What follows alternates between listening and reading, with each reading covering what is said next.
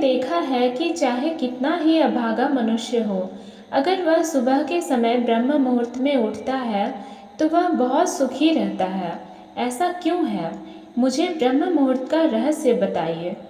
तब भगवान शिव ने कहा, हे देवी, मैं आपको इस प्रश्न का उत्तर एक कथा के माध्यम से बताऊंगा। कृपया आप इस कथा को ध्यानपूर्वक सुनना, और जो भी मनुष्य इस कथा को पूरा सुनेगा वह कभी भी इस अवसर को अपने हाथ से जाने नहीं देगा। ब्रह्म मुहूर्त का रहस्य जानकर पूरा जीवन बदल जाएगा। भगवान शिव कथा को सुनाना प्रारंभ करते हैं और माता पार्वती से कहते हैं, बहुत समय पहले की बात है। काशी में दीनू नाम का एक लड़का रहता था। लड़का बहुत ही अच्छा था, लेकिन एक गलत आदत थी। वह देर तक सोता रहता था। सुबह उसे जगाने के लिए घर वाले कई प्रयास करते थे, परंतु वह रोजाना सुबह देर तक उठता था। वह लड़का कभी भी 9 बजे से पहले नहीं उठता था। जब वह बालक था तब परिवार वालों ने सोचा कि जब यह बड़ा हो जाएगा तो इसकी आदत में सुधार हो जाएगी, परंतु वह लड़का जैसे जैसे बड़ा होता गया उसकी यह आदत और भी ज़्यादा गहरी होती चली गई। दुनिया इधर से उधर हो सकती थी, लेकिन वह लड़का कभी भी जल्दी नहीं उठ पाता था। उसके पिता उसकी इस आदत से बहुत ज़्यादा परेशान रहने लगा था। उस लड़के को ढेरों नकारात्मक शक्तियों ने घेर लिया था।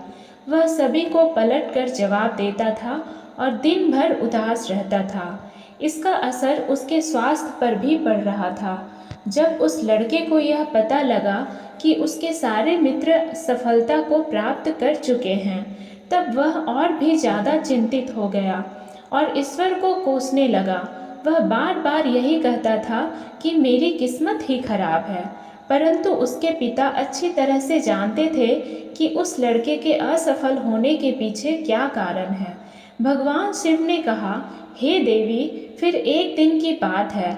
उसके पिता को किसी सन्यासी के बारे में पता चला। उसने तुरंत अपने बेटे की समस्या को लेकर उस सन्यासी के पास जाने का निर्णय लिया। सन्यासी को बेटे की आदतों के बारे में बताया और सन्यासी ने कहा कि कल आप अपने बेटे को इस आश्रम में आने को कहिए। फिर उस लड़के का पिता अपने घर की ओर चला गया। उसे पता था कि अगर वह सीधे तरीके से अपने बेटे को सन्यासी से मिलने के लिए कहेगा तो वह कभी तैयार नहीं होगा। उसने अपने बेटे को अपने पास बुलाया और कहा, तुम्हारे सारे मित्र जीवन में सफलता प्राप्त कर चुके हैं, क्या तुम सफल नहीं होना चाहते हो? लड़के ने उत्तर दिया कि जरूर पिताजी, परंतु जब भी मैं अपने मित्रों से उनकी सफलता का रहस्य पूछता हूँ तो वह मुझे कुछ नहीं बताते हैं। भगवान शिव ने कहा, हे देवी, फिर उसके पिता ने कहा कि मुझे यह रहस्य पता चल गया है कि वह सभी क्यों सफल होते जा रहे हैं। तब उस लड़के ने बड़ी उत्सुकता से पूछा, क्या पता चल गया है पिताजी? कृपया करके आप मुझे बताइए। उसके पिता ने कहा कि कल सुबह तुम्हें एक सन्यासी के आश्रम में जाकर उनसे मिलना है। यदि तुम वहां पर समय से पहुंच गए तो वह सन्यासी तुम्हें ऐसा मंत्र बताएंगे जिससे तुम सफल हो जाओगे। परंतु एक समस्या है। लड़के ने कहा कि पिताजी, मैं कल पूरी रात जागता रहूँगा और सुबह सन्यासी से मिल कर आऊँगा। उसके पिता ने कहा कि ठीक है, तुम वहाँ जाकर उस सन्यासी की आज्ञा को मानना। पिता की बात सुनकर वह लड़का बहुत अधिक खुश हुआ। जीवन में पहली बार रात्रि में वह जागता रहा, परंतु थोड़े ही समय में उसे नींद आ गई और वह सो गया।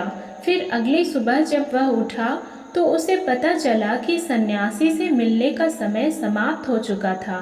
उसके पिता ने लड़के की तरफ देखा और कहा कि तुम जीवन में कभी सफल नहीं हो पाओगे, जाओ और जाकर सो जाओ।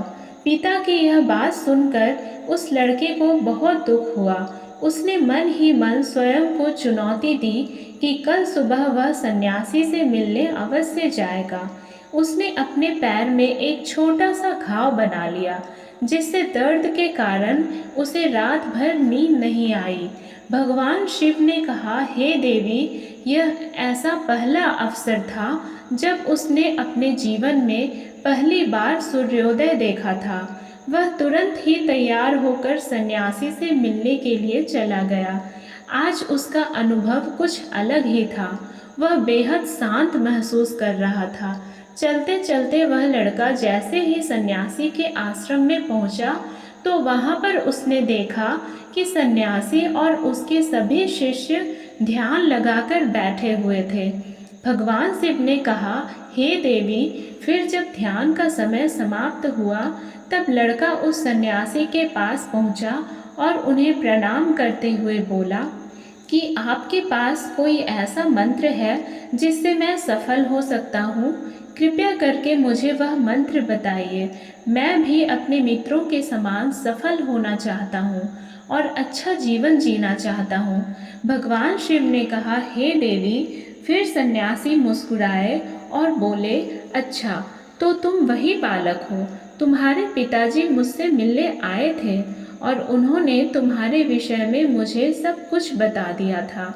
मैं तुम्हें वह मंत्र अवश्य बता देता, परंतु अब लड़के ने जैसे ही परंतु शब्द सुना तो लड़का घबरा गया। उसने पूछा, परंतु क्या गुरुदेव? तब सन्यासी बोला, मैं तुम्हें वह मंत्र बताऊंगा, परंतु अगले 21 दिनों तक तुम्हें मेरी आज्ञा माननी होगी। मैं तुम्हें वह मंत्र 21 दिनों के बाद बताऊंगा। तब तक मैं तुमसे जो भी कार्य कहूँगा तुम्हें वह करना होगा। यदि तुम असफल हुए या कार्य के बीच में तुम्हारा संकल्प टूट गया तो उस मंत्र का असर नहीं होगा।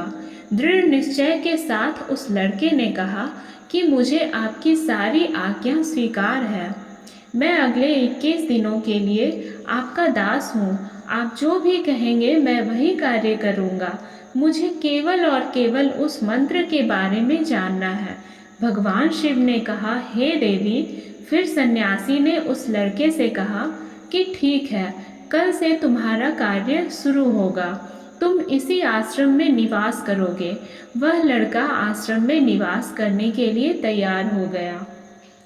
सन्यासी ने कहा कि यहाँ रहते हुए तुम्हें ब्रह्म मुहूर्त में उठना होगा और दूसरे शिष्यों की तरह ध्यान और तप करना होगा। साथ ही आश्रम के कार्यों में भी सहायता करनी होगी। ध्यान रहे, यह संकल्प टूटना नहीं चाहिए। भगवान शिव ने कहा, हे देवी। अब लड़का सन्यासी की बात से सहमत हो गया और अगले दिन से उसके कार्य के दिन की शुरुआत थी। इस बार उसने दृढ़ निश्चय किया, परंतु 1 सप्ताह बीतने के पश्चात ही उसका संकल्प टूट गया और वह 8वें दिन देर तक सोता रहा। जब वह नींद से जागा तो उसने कहा कि मुझसे कितनी बड़ी भूल हो गई है। वह रोते हुए सन्यासी के पास पहुंचा और कहने लगा कि हे गुरुदेव, मेरा संकल्प टूट गया। अब मैं जीवन में कभी सफल नहीं हो पाऊंगा। सन्यासी ने उसे समझाते हुए कहा कि एक बार फिर से शुरुआत करो, फिर से संकल्प करो। फिर लड़के ने सन्यासी से पूछा कि सुबह उठना इतना आवश्यक क्यों होता है और यहाँ पर सभी लोग इतनी जल्दी क्यों उठ जाते हैं? भगवान शिव ने कहा, हे देवी। तब सन्यासी ने लड़के को समझाते हुए कहा कि सुबह यानी ब्रह्म मुहूर्त में उठने के पीछे बहुत बड़ा विज्ञान छुपा हुआ है। लड़के ने कहा कि कृपया मुझे वह विज्ञान बताने की कृपा करें। सन्यासी ने कहा कि रात्रि को 4 पहर में बांटा गया है। पहला रुद्र काल, जिसका समय शाम 6 बजे से लेकर 9 बजे तक होता है। दूसरा राक्षस काल, जिसका समय रात्रि 9 बजे से 12 बजे तक होता है। तीसरा गंधर्व काल, जिसका समय रात्रि 12 बजे से 3 तक होता है। और सबसे अंत में जो पहर आता है उसे मनोहर काल कहते हैं। इस समय को ब्रह्म मुहूर्त या अमृत बेला के नाम से भी जाना जाता है। इसका समय भोर 3 बजे से सुबह 6 बजे तक होता है। यह वह समय होता है जब पूरे संसार की नकारात्मक शक्तियाँ निष्क्रिय अवस्था में होती है और सकारात्मक शक्तियाँ सक्रिय होती है। ब्रह्म मुहूर्त अर्थात देव मुहूर्त। ब्रह्म मुहूर्त का अर्थ देवताओं का समय होता है। भगवान शिव ने कहा, हे देवी, वह सन्यासी आगे कहता है, इस समय देवता धरती पर विचरण कर रहे होते हैं और जागृत मनुष्य पर उनका बड़ा ही सकारात्मक प्रभाव पड़ता है। ब्रह्म मुहूर्त ऐसा समय होता है जिसमें मनुष्य का मस्तिष्क बिल्कुल खाली होता है, जिसमें किसी प्रकार के कोई विचार नहीं होते हैं, और जब इस समय व्यक्ति अपनी पुस्तक खोलकर पाठ का अध्ययन करते हैं तो उन्हें सब कुछ जल्दी जल्दी याद भी होता है और यह लंबे समय तक याद रहता है। यह ऐसा समय है जिसमें हम ज्ञान को समझने का प्रयास करते हैं। इस कारण आश्रम के सभी शिष्य और संसार में बहुत से ज्ञानी लोग ब्रह्म मुहूर्त में उठ जाते हैं। प्राचीन काल में रोशनी का कोई स्रोत न होने के कारण लोग अपने दिन का समापन सूर्यास्त के साथ और आरंभ सूर्योदय के साथ करते थे। यह एक तरीका है जिससे मानव जीवन प्रकृति के साथ तालमेल बनाकर चलता है। भगवान शिव ने कहा, हे देवी, फिर उस लड़के ने कहा कि ठीक है, मैं कल से अपना संकल्प फिर से शुरू करता हूँ, परंतु ब्रह्म मुहूर्त में उठकर मुझे क्या क्या करना चाहिए। तब सन्यासी ने कहा कि ठीक है, मैं तुम्हें बताता हूँ कि ब्रह्म मुहूर्त में क्या करना चाहिए और कैसे करना चाहिए। सबसे पहले उठकर धरती माता पर पांव रखने से पहले धरती माता को प्रणाम करना चाहिए और अपनी दोनों हथेलियों को देखना चाहिए और ईश्वर को धन्यवाद देना चाहिए कि उन्होंने तुम्हें आज का सूर्योदय देखने का अवसर दिया है।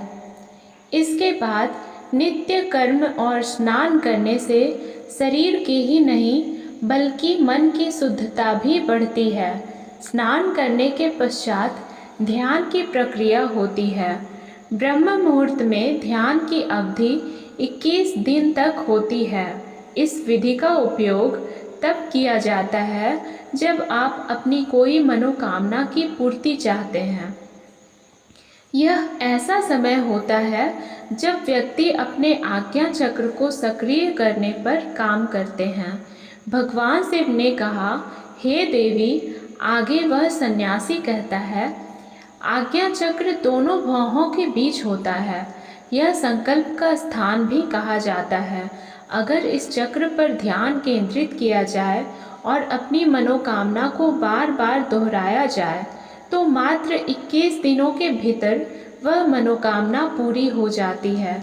अगर आपके मन में कोई अधूरी मनोकामना है और आप उसे पूरी करना चाहते हैं, तब उसे सबसे पहले उस मनोकामना का स्पष्टीकरण कर लें। आपको क्या चाहिए यह निर्णय अवश्य कर लें। इसके बाद ध्यान की विधि को शुरू करें। ब्रह्म मुहूर्त में स्नान के बाद एक ऐसा स्थान चुनें जहां पर वायु का प्रवेश हो। ध्यान में शुद्ध प्राण वायु का होना आवश्यक होता है। ध्यान की मुद्रा में रीढ़ की हड्डी सीधी होनी चाहिए, साथ ही गर्दन भी सीधी होनी चाहिए। सुखासन की अवस्था में दोनों हाथों को घुटनों पर रखकर आंखें बंद करके बैठ जाएं। हाथों की मुट्ठी को बंद कर लें और 2-3 मिनट तक बिल्कुल शांत हो जाएं।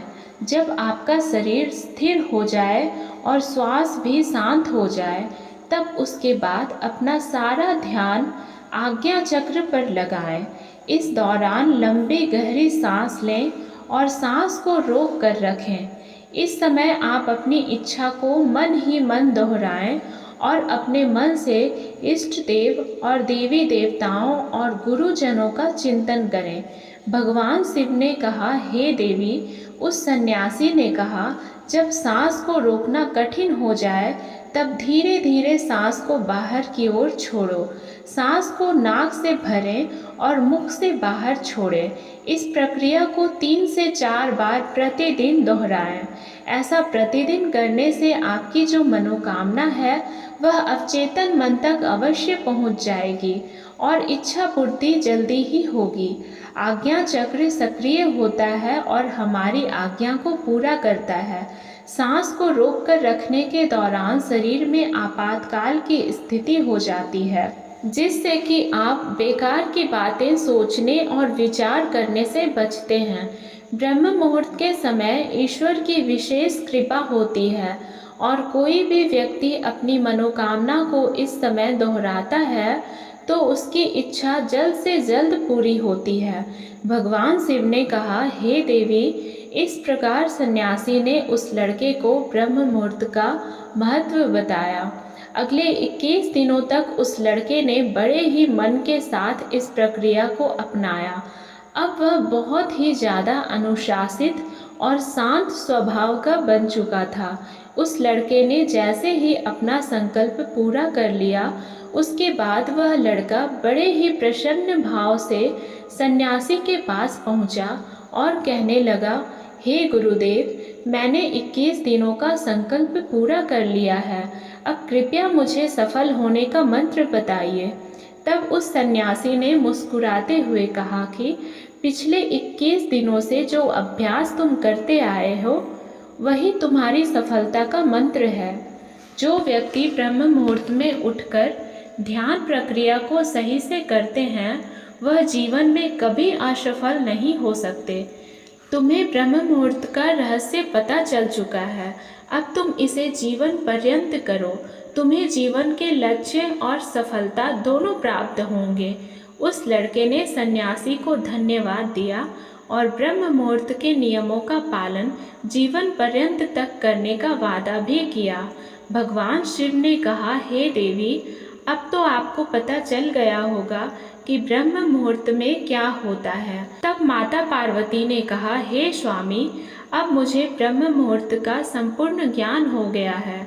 इतना कहकर माता पार्वती ने भगवान शिव को प्रणाम किया। वीडियो अगर पसंद आया हो तो वीडियो को लाइक और हमारे चैनल को सब्सक्राइब करें और अपने दोस्तों के साथ शेयर करें। धन्यवाद।